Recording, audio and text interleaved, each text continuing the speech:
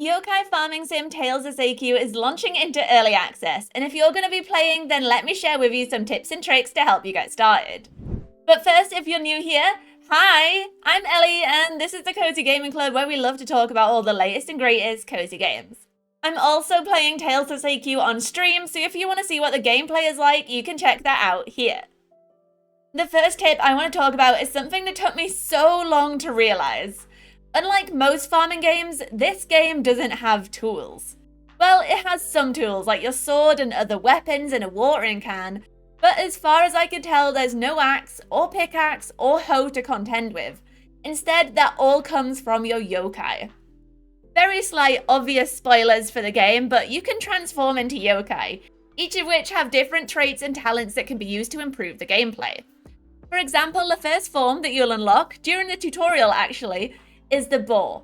This is the most powerful form I've unlocked so far and is way better at killing enemies than using your wooden sword.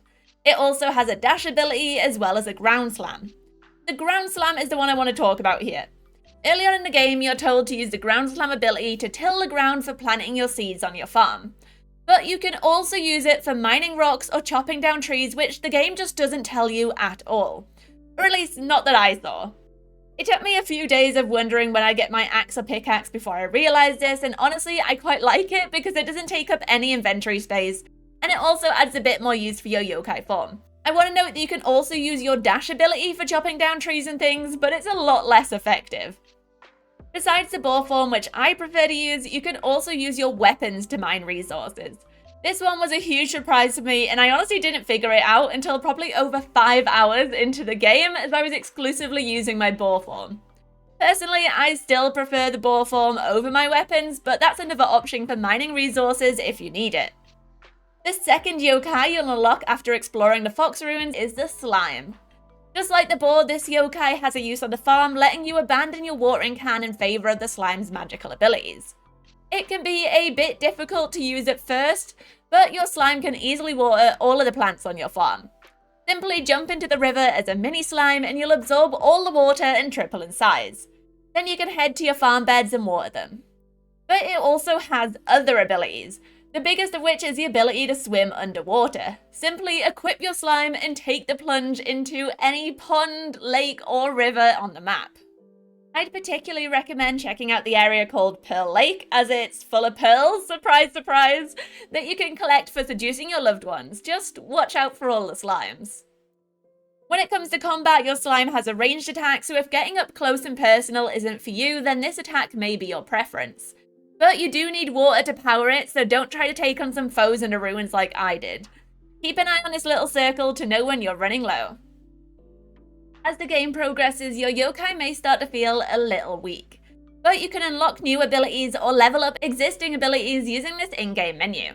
There are many different abilities that you can unlock that can help you charge up your attacks or do more damage in battle. Also, one of my favourite things about the slime is that your sister Con also transforms into a slime when you do, and follows you around. Look how cute! There's also one final form called the Tengu that's currently available, but I've not unlocked that one. Another screen on the menu I definitely recommend familiarising yourself with is the bundle screen. This screen lets you see all the shrine bundles in a game and see how many of each item you need, as well as check your progress for them. Before I found this screen, I was constantly running back and forth to the shrine, trying to remember which items I needed and how many I had left to give. Speaking of shrine bundles, this next tip will help a lot with completing them. One of the biggest tips I have, and the most important tip I think for the early game, is to rummage through the bins. I know, gross, and it's usually frowned upon in other games thanks to Stardew Valley, but one man's trash is definitely another man's treasure in this game. It's so helpful for unlocking more complex items in the early game like hardwood and bamboo, and is also great for finding the resources you need for the bundles, or for collecting ingredients for trying to work out different recipes. There are a ton of different bins all over town for you to investigate, and you'll usually get 1 or 2 items from each one. Thankfully, with the huge inventory, this isn't really an issue, but you may need to purchase a backpack upgrade as you get further into the game. But where do you do that? Well, by visiting Musashi's store, you'll be able to purchase a backpack upgrade for 200 gold, I think. I can't remember what the currency in this game is called, but it's super affordable and there are 20 of them available. Each one you buy adds another row to your inventory, and after a couple of them, you really won't have any inventory issues. This is also the place to go if you want seeds for your farm. Musashi always has the latest seeds in stock for every season, and there are a range to choose from, including ones that are single-use seeds or the ones that regrow every few days, but they are super expensive. I bought 2 of the strawberries, and that was the same price as 2 backpack upgrades. You'll also notice that there's a wide range of dyes available that you can use to dye your clothes and furniture to really create your own style.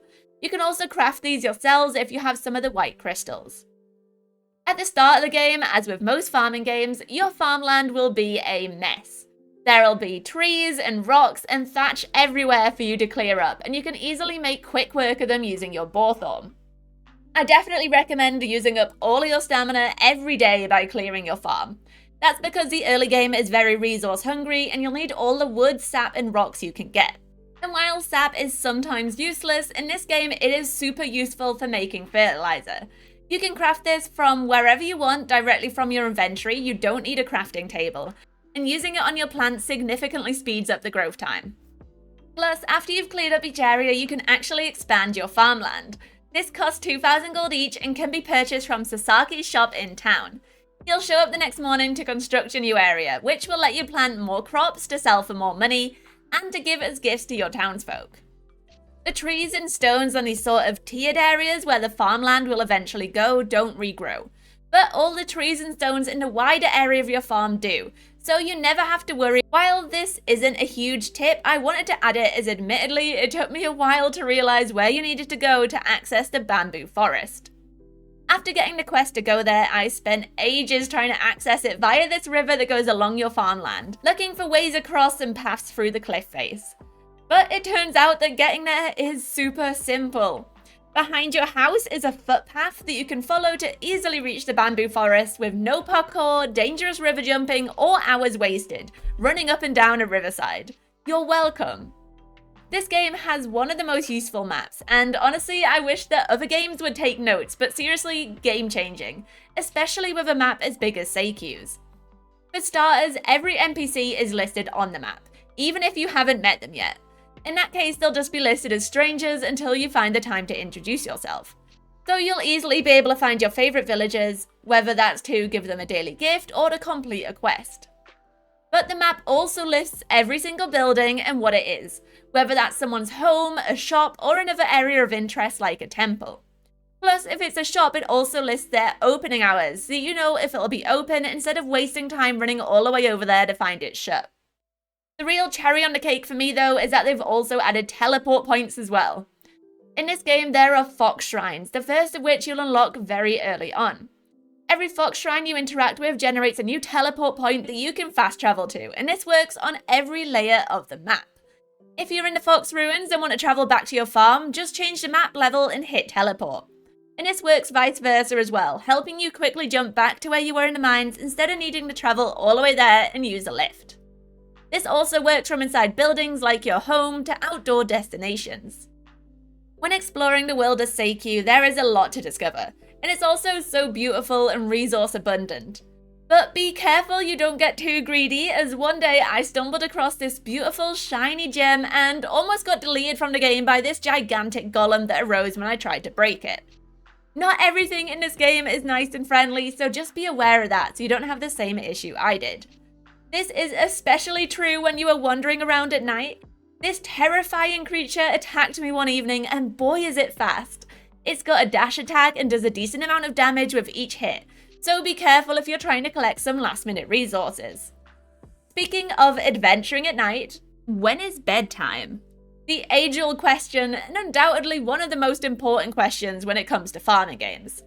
So the absolute final, you cannot stay awake past this point bedtime is 3 AM. But you'll get several warnings beforehand to make sure you don't miss it. And with the teleporting system, it's so easy to get to bed on time. Having said that though, I don't think there's a punishment to being out late. I stayed up till 3 AM twice to test this.